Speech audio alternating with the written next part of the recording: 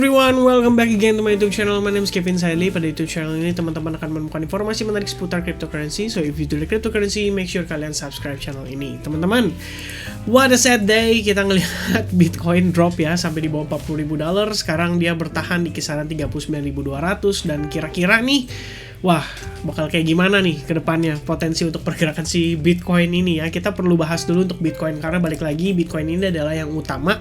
Jadi saya rasa dengan Bitcoin di sini kita tahu kira-kira proyeksi arahnya akan kemana, itu bisa membantu kita juga untuk menentukan atau mendesain apakah kita saat terbaik gitu ya untuk kita kembali serok untuk altcoins-nya gitu. Dan untuk kondisi saat ini langsung aja kita update untuk Bitcoin-nya. But before saya mau update tentang Bitcoin-nya, saya pengen remind dulu sedikit ke teman-teman. Jadi sebenarnya kita udah pernah ngebahas tentang seputar hal ini ya, terkait dengan potensi dropnya untuk Bitcoin secara jangka panjang atau secara skala besar gitu. Dan teman-teman itu bisa mampir atau cek di video saya yang tentang my Bitcoin roadmap ya teman-teman, atau my roadmap on Bitcoin.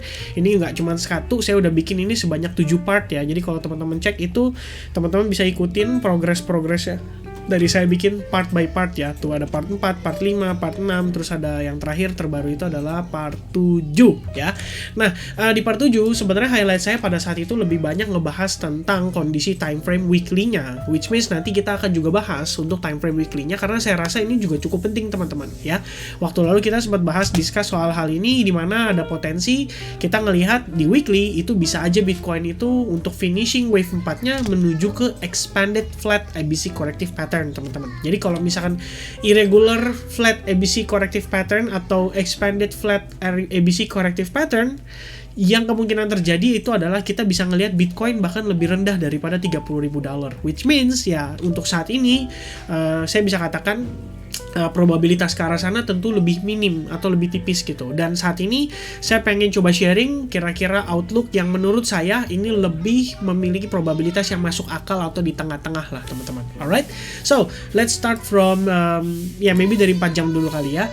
Jadi sedikit refresh nih kondisi semalam. Kita baru aja bahas di video terakhir ya tentang kondisi Bitcoin itu lagi breakout. Cuma memang reminder dari saya ke teman-teman adalah trendline teman-teman ya. Trendline yang kita lihat di time frame 4 jam ini yang sudah saya sampaikan di video terakhir. Bahkan saya post di community ya, kalau teman-teman cek nih, saya juga ada post di community 14 jam yang lalu ya. Saya tuliskan di sini garis keramat untuk Bitcoin di time frame 4 jam. Saya juga sempat share ini di Telegram ya teman-teman. Kalau misalnya ada gabung di Telegram juga harusnya udah tahu gitu. Dan inilah garis keramat yang ternyata menahan pergerakan Bitcoin, dan precisely tepat di garis tersebut ya kita mendapatkan rejection yang sangat kuat. Dan kemarin sebenarnya kan kita dapat sedikit good news nih bahwa si Mark Zuckerberg ya memberikan announcement lah dan macam-macam lah ya. Tapi saya rasa itu hanyalah sebuah opportunity ya untuk memberikan whales itu harga yang lebih baik untuk akhirnya mereka melakukan sell off atau lakukan pembuangan barang lagi atas Bitcoin gitu. Nah, harapannya sih sebetulnya kalau kita lihat dari time frame 4 jamnya adalah pelemahan momentum sellers. Jadi yang kita expect adalah semakin dia drop ya kayak gini teman-teman, slow but sure kita akan lihat dia semakin lama pelemahannya itu semakin terjadi. Jadi Bitcoin drop yang pertama kali ya 25%, yang kedua di 15% pada saat dia berhasil create lower low ya teman-teman. Dan yang terakhir sekarang dia sedang create lower low juga baru sekitar 11% kurang lebihnya. Nah, ekspektasi kita adalah semakin lama semakin dia melemah penurunannya, maka ini harusnya akan menunjukkan ke kita bahwa bottom untuk Bitcoin soon or later akan semakin ditemukan teman-teman. Nah, cuman gak bisa dong kita istilahnya hanya mengandalkan situasi atau analisis seperti itu. Jadi kita akan coba cek yang lebih detail lagi dan lebih sedikit kompleks, tapi mudah-mudahan teman-teman bisa paham ya. Nah, teman-teman, untuk pembahasan ini saya akan bawa teman-teman ke time frame weekly, dan ini sebetulnya saya baru dapat inspirasi tadi dari salah satu rekan kita di Advance Group ya.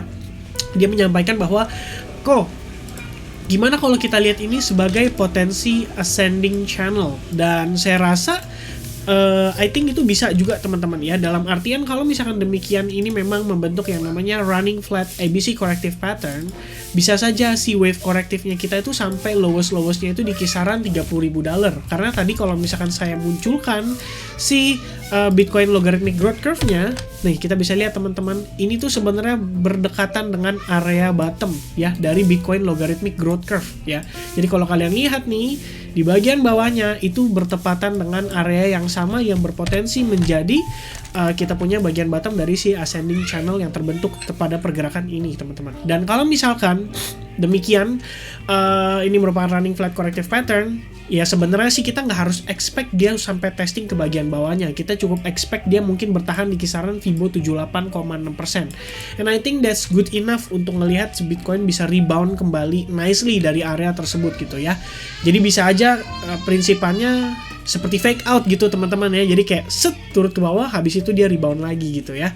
Nah sebenarnya kalau saya cek lagi, kita tadi sempat ngebuka juga, teman-teman pasti tahu ya BTC options yang kita udah pernah bahas di video saya yang lalu. Jadi untuk max pain price sebenarnya itu idealnya kalau kita mau ngecek itu adalah di akhir bulan, teman-teman. Kalau kita lihat yang expired di Januari tanggal 22, mungkin ini tepatnya di antara hari ini atau besok ya, itu hanya ada sekitar 1.739 order dengan max pain price di $40.000, which means akan mencoba mendekati kisaran $40.000. Nah cuman ya teman-teman, kalau yang Januari 28 atau 28 Januari ini ordernya jelas lebih banyak. Ada 49.000 order options yang saat ini menggantung dan menunggu untuk di exercise, di mana max pain price-nya itu terhitung di kisaran $45.000 per keping untuk Bitcoin. Jadi saya rasa teman-teman, kita masih ada harapan untuk melihat di akhir bulan, closing di bulan Januari ini, at least Bitcoin akan berusaha untuk maintain di atas $40.000. Karena balik lagi teman-teman, kalau sampai ini terjadi, ini berarti dari pihak exchange ya kita bilang ya, itu pasti akan mengalami ya kerugian yang cukup lumayan lah ya, karena saat ini harganya selisihnya itu 39.000 dengan 45.000, itu selisihnya lumayan teman-teman, ada sekitar $6.000, dan ini pasti bakal banyak banget yang ke exercise dan mereka harus mengcover resiko tersebut. Jadi saya rasa akan ada upaya mungkin dari para institution untuk mencoba mengcover up kondisi ini, dan mudah-mudahan Bitcoin bisa finish at least di akhir bulan ini di atas $40.000 ya. Itu ekspektasi kita dulu teman-teman. Alright, so untuk penjelasan terkait dengan pergerakan ini, saya akan bawa teman-teman ke time frame daily, dan ini mungkin akan terlihat sedikit lebih kompleks dibandingkan yang biasa. Jadi kalau yang biasa teman-teman, sebelumnya kita udah sharing ini beberapa kali tentang soal dia tertahan oleh trendline, dan memang kita kembali kemarin mendapatkan rejection dekat sekali dengan area trendline tersebut ya, didukung dengan exponential moving average 21. Jadi begitu dia testing EMA 21 langsung kena pukul, langsung drop signifikan, dan itu nggak cuma di situ, tapi di time frame 4 jam kita juga sama-sama lihat teman-teman, ada garis keramat ini yang menahan pergerakan si Bitcoinnya. Nah lalu teman-teman, kalau misalkan alternatif look yang saya sering sampaikan ke teman-teman juga adalah terbentuknya si descending channel. Sebelumnya kita juga sempat bahas dia membentuk semacam right angle descending broadening wedge. Cuma kalau saya rasa teman-teman, kita ngelihat dia udah pressure-nya udah cukup strong dari sellersnya, dan selalu ke reject setiap kali kena exponential moving average 21. Jadi saya rasa mungkin skenario yang lebih tepat untuk kondisi Bitcoin saat ini adalah lebih mengarah ke descending channel, which means penurunannya juga nggak bisa langsung kayak signifikan banget gitu teman-teman ya. Tapi kalau kalian perhatikan, slow but sure kita mendapati yang namanya pelemahan momentum sellers ya. Jadi udah nggak sesignifikan waktu harganya masih tinggi, dan itu wajar balik lagi karena whales juga berpikir harusnya 2-3 kali ya kalau misalkan dia mau close position atau mau taking profit atau mungkin mau buang barang di kisaran harga segini. Kenapa? Karena ya sederhananya adalah mereka nggak untung gitu loh. Buat apa mereka take profit di kisaran area ini gitu. Tapi mungkin balik lagi ya, kita mesti ngelihat juga nih, whales pun bukan cuman antara whales biasa, bukan, maksudnya satu whales kesatuan itu bukanlah apa ya kita bilang ya, terdiri dari banyak whales lah kita bilang ya. Whales juga ada yang bertarung gitu, which means ada whales juga yang istilahnya pasti kesangkut oleh kondisi seperti ini gitu, which means dia nggak dalam keadaan untung. Cuman gini teman-teman, bayangin kayak misalkan saya dan anda ya, terus kita bilang, bro gue juga pengen beli Bitcoin nih, pengen serok, lu kasih gue harga lebih murah dikit lah gitu. Ya udahlah, oke, kita bikin skenario ya. Let's say dengan good newsnya semalam ternyata itu adalah satu tanda atau satu cara untuk mereka mendapatkan harga yang slightly a little bit better, untuk mereka taking profit dalam jumlah yang cukup lumayan. Habis itu ditarik turun dulu ketika semua orang udah start panic, ketika everybody start selling, ketika everybody start thinking bahwa this is the bear market, this is the winter, we are entering the winter. and that's it teman-teman. That's the time untuk mereka kembali serok gitu. Dan sampai saat ini kita nggak bisa menebak-nebak teman-teman ya, karena balik lagi saya bukan whales, Anda juga bukan whales pastinya yang nonton video ini gitu. Dalam artian kalaupun kita sama-sama serentak istilahnya mengajak teman-teman sekalian untuk beli dari harga segini, saya rasa nggak akan berpengaruh banyak terhadap kondisi si Bitcoinnya sendiri teman-teman ya. Mungkin akan ada naik tapi ya kayak cuma doji doang gitu ya. Nah, jadi kalau misalkan yang bisa kita lakukan adalah menunggu hingga reaksi dari whales tersebut kembali muncul ke permukaan. Dalam arti ketika mereka mulai buyback, kita melihat ada significant pump yang lumayan oke, mendapatkan konfirmasi yang tepat, dan salah satunya yang cukup penting adalah berhasil breakout dari sacred trend line ini teman-teman pada time frame 4 jamnya. Baru saya rasa kita bisa melihat market struktur untuk si Bitcoin itu udah start berubah dan menjadi bullish kembali gitu ya. Jadi kalau misalnya teman-teman ingat pembahasan kita terakhir itu kan sebenarnya kita sempat bahas soal dia terbentuk falling wedge pattern ya dari penurunan terakhirnya gitu.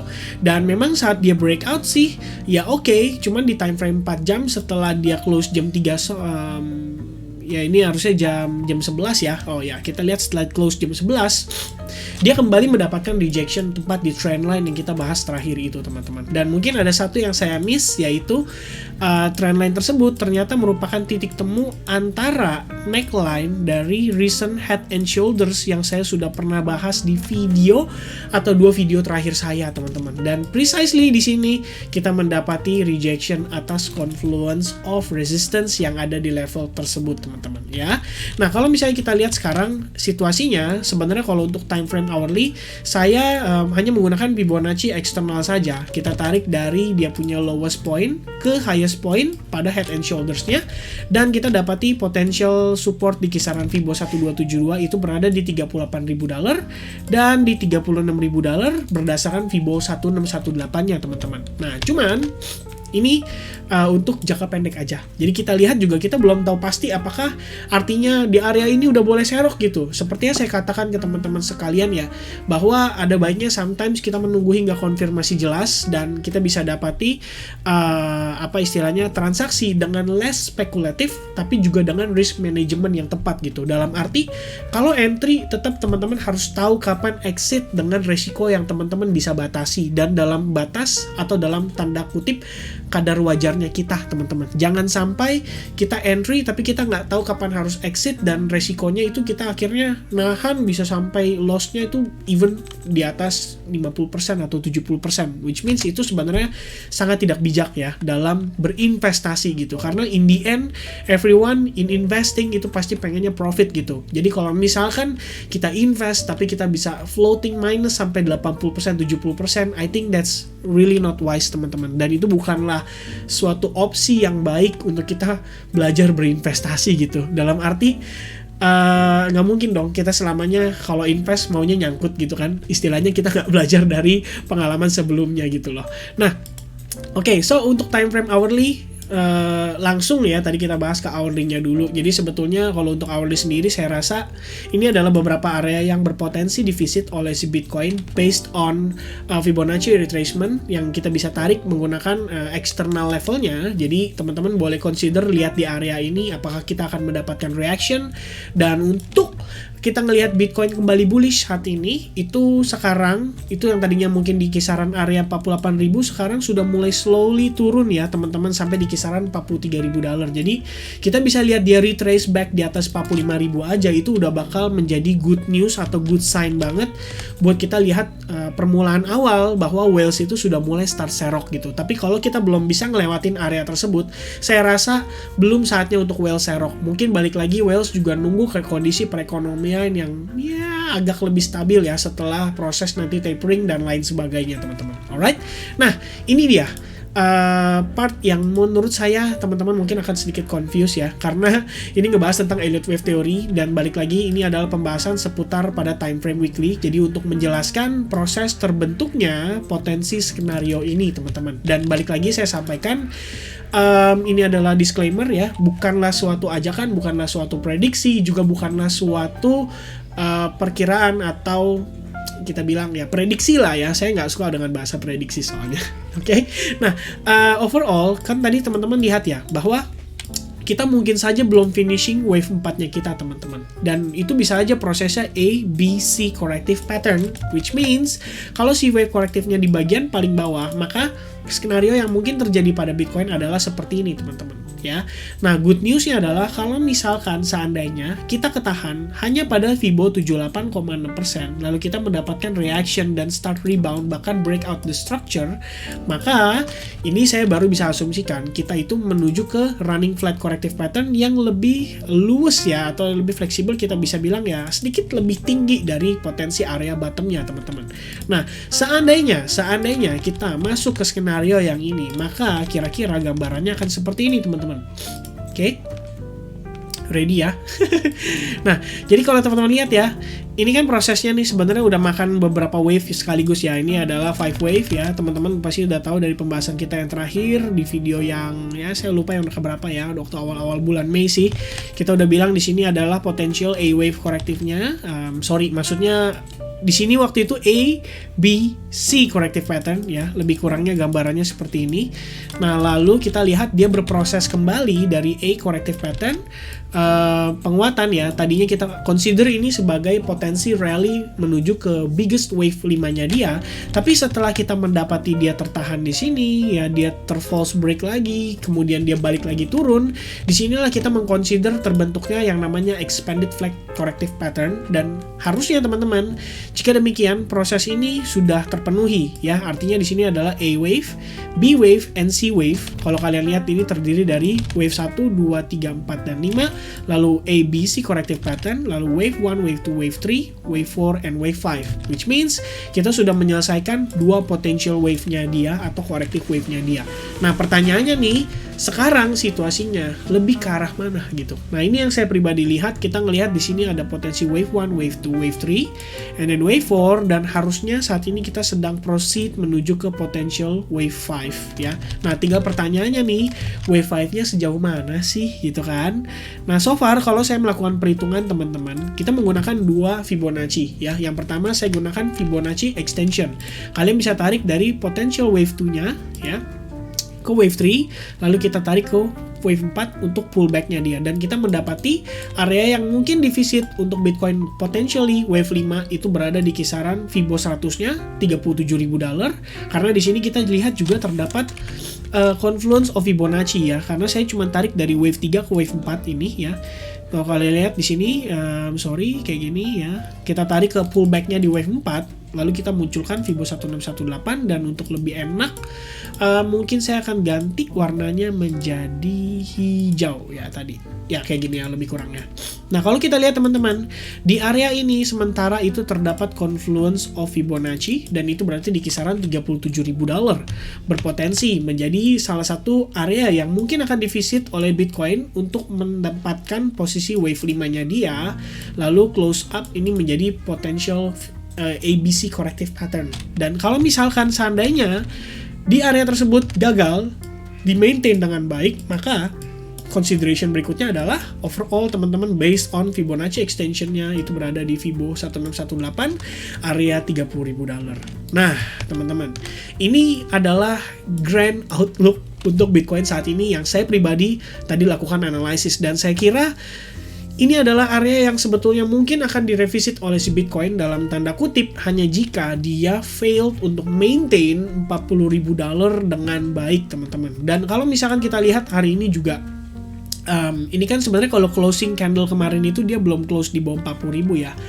Hari ini aja nih kita baru gerak di bawah $40.000. Jadi kita mesti ngeliat dulu nih kira-kira apakah si Bitcoin hari ini itu bisa bertahan dan close back di atas $40.000. Mungkin ngebentuk hammer pattern atau doji ya. We never know teman-teman. Anything is possible. Apalagi kita baru masuk ke sesi Eropa ya. Masih ada sesi perdagangan New York yang akan buka nanti kisaran jam 7 jam 8 malam. Which means ya masih sibuk teman-teman ya, masih sibuk. Jadi kita belum tahu nih whales-whalesnya di sesi New York apakah akan bereaksi dan apakah mereka akan start serok balik lagi ya. Jadi ya saya rasa itu teman-teman yang bisa saya sampaikan pada video update kali ini. Mudah-mudahan teman-teman bisa mendapatkan informasi terkait dengan apa yang saya sampaikan di sini, dan mungkin di next update ada satu berita sebenarnya saya pengen sampaikan teman-teman, yaitu kongres ya. kalau nggak salah Kongres Amerika ya, bukan Kongres sih. Oh, the Federal Reserve ya. Itu Jerome Powell dimintai untuk report seputar data cryptocurrency. Jadi itu yang masih kita tunggu juga, kira-kira seperti apa hasil reportnya dan apakah akan positif untuk kondisi cryptocurrency secara keseluruhan. So I guess that's it from me. Thank you very much for watching this video. I hope you guys enjoy this video, and if you enjoy this video, make sure you give me the thumbs up dan jangan lupa subscribe channel ini supaya tidak ketinggalan update video terbarunya. Sampai ketemu lagi di update berikutnya. Selamat sore, karena saya bikin videonya sore. And have a nice day everybody. Cheers, God bless.